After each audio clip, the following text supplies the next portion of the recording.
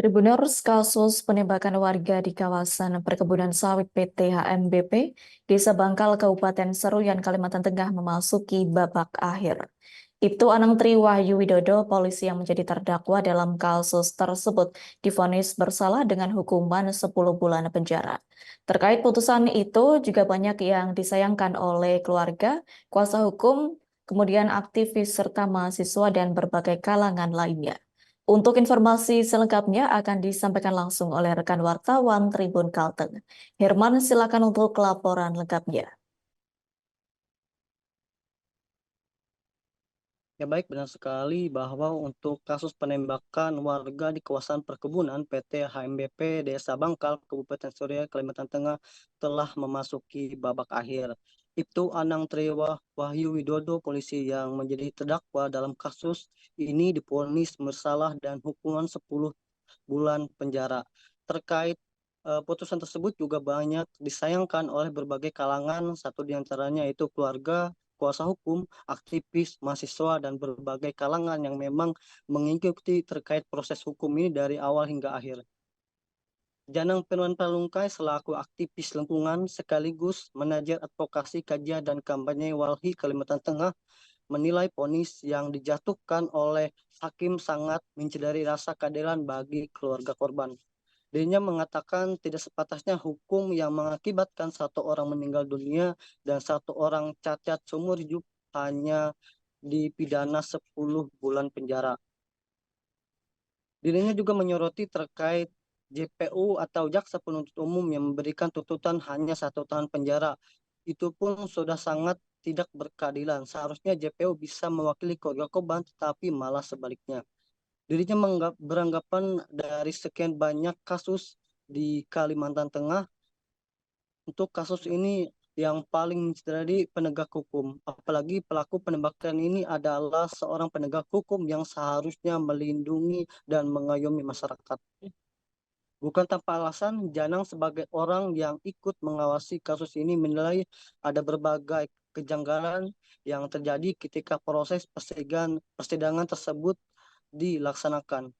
Kejanggalan ini dimulai ketika kesaksian yang disampaikan oleh saksi S dan saksi MI dalam agenda persidangan pembuktian banyak kejanggalan.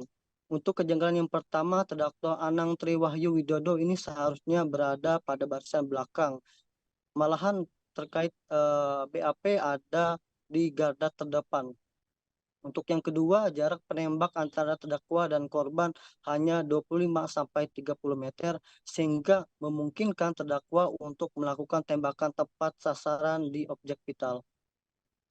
Untuk yang ketiga, keterangan saksi S mengenai perintah awas tembak tak sama dengan video yang didokumentasikan yang beredar di dalam video yang tersebut dengan perintah bidik kepalanya. Keempat, berdasarkan keterangan saksi, seharusnya tidak Anang Tri Wahyu yang bertanggung jawab atas kasus tersebut, melainkan saksi S yang juga bertanggung jawab atas penembakan warga Bangka tersebut.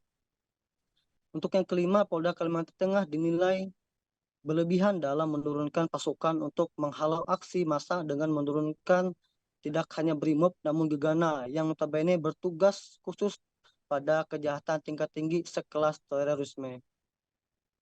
Putusan vonis hakim dinilai tidak mencerminkan keadilan terhadap korban dan keluarga. Putusan hakim yang lemah ini mencoreng citra penegak hukum Indonesia yang jauh dari sila kelima, yaitu keadilan sosial bagi seluruh rakyat Indonesia. Karena Janang menilai majelis hakim yang memvonis terdakwa dengan pasal 359 dan pasal 360 terkait kealpaan. Jadinya secara pribadi sangat keberatan terhadap vonis 10 bulan ini dan juga jaksa penuntut umum yang terlihat memihak membela terdakwa Anang Tri Wahyu Widodo.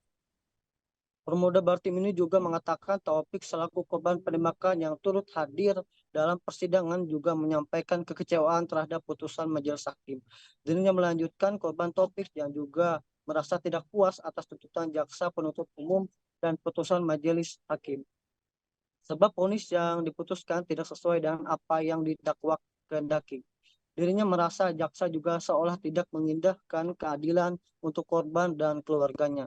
Sebab jaksa tidak menghindari permintaan keluarga korban polisi solidaritas untuk Bangkal agar pihak kejaksaan Kalimantan Tengah untuk memasukkan pasal 340 KUHP pidana dan pasal 338 KUHP pidana. Selain itu, jaksa juga tidak membacakan pertimbangan yang telah dikirimkan LPSK dalam penilaian terkait rekapitulasi di mana seharusnya terdakwa wajib membayar ganti rugi sebesar 2.200.430.400 rupiah. JPO juga membeberkan tuntutan hanya 1 tahun penjara pun sudah sangat tidak berkeadilan, apalagi mereka beranggapan terkait putusan yang disampaikan oleh hakim tersebut hanya 10 bulan penjara. Dirinya menambahkan semua seolah melindungi terdakwa dari sekian banyak konflik yang ada di Kalimantan Tengah. Dirinya secara pribadi menilai ini adalah konflik yang paling mencederai masyarakat yang ada di Kalimantan Tengah. Dan terakhir, dirinya mengatakan khusus terdakwa merupakan penegak hukum yang seharusnya melindungi warga namun menjadi pelaku penembakan warga. Baik, sekian yang dapat saya sampaikan, kembali ke studio. Baik, terima kasih untuk informasi lengkapnya. Silakan bertugas kembali. Download Tribun X sekarang, menghadirkan lokal menjadi Indonesia.